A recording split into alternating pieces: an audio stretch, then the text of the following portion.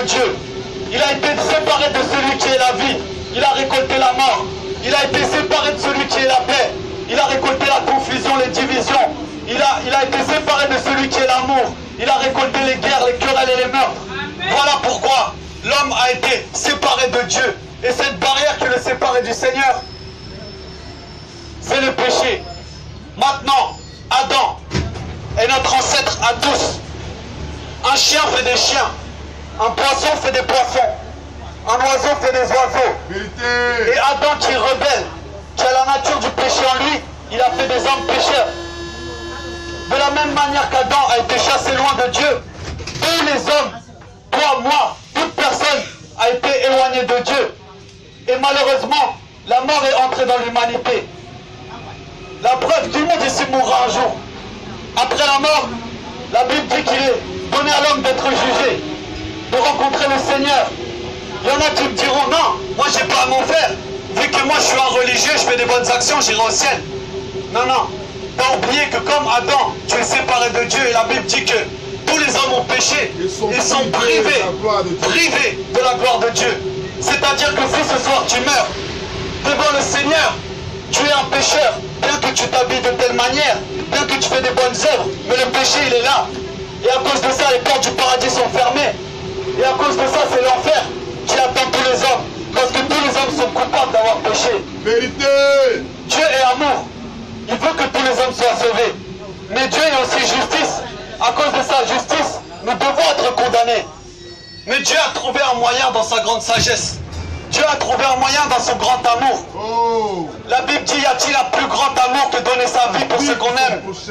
Mon ami, Dieu l'a fait. Dieu l'a fait. Le Seigneur Jésus-Christ est venu et l'a fait pour toi. Il l'a pas fait pour rigoler. Il l'a pas fait pour se faire voir des hommes. Il l'a pas fait pour qu'on parle de lui sur Facebook. Non, il l'a fait parce que ta condamnation est réelle. Parce que l'enfer est réel.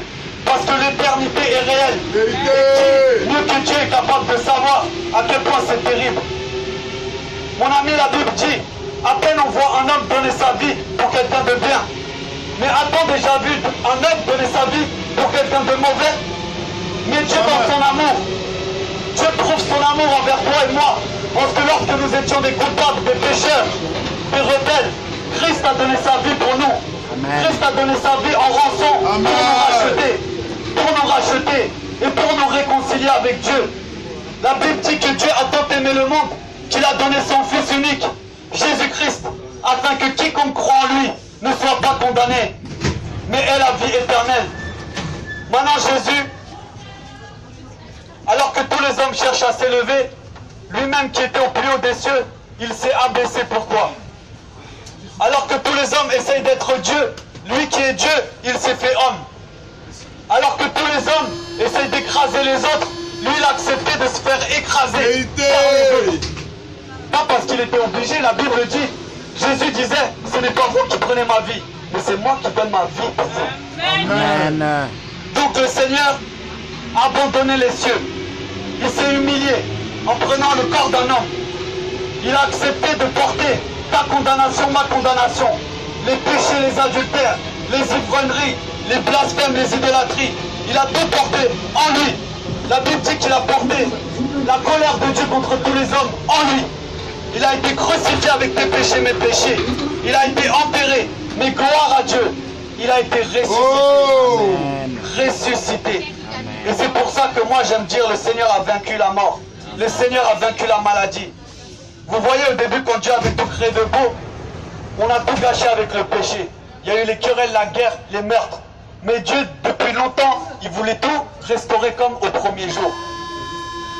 Il voulait ramener la paix, la justice, l'amour, l'unité sur terre. Tu peux voter pour tel politicien, mais tant que tu n'as pas enlevé le péché du cœur de l'homme, tant que tu n'as pas changé le cœur de l'homme, tu peux changer de politicien, ce sera toujours les soucis, ce sera toujours la perfection. Mais il viendra un temps où la justice va remplir la terre, où la paix va remplir la terre, où l'amour va remplir la terre. C'est le jour où Jésus-Christ reviendra sur terre. Amen. La Bible dit que, alors, tous les hommes seront assemblés devant lui.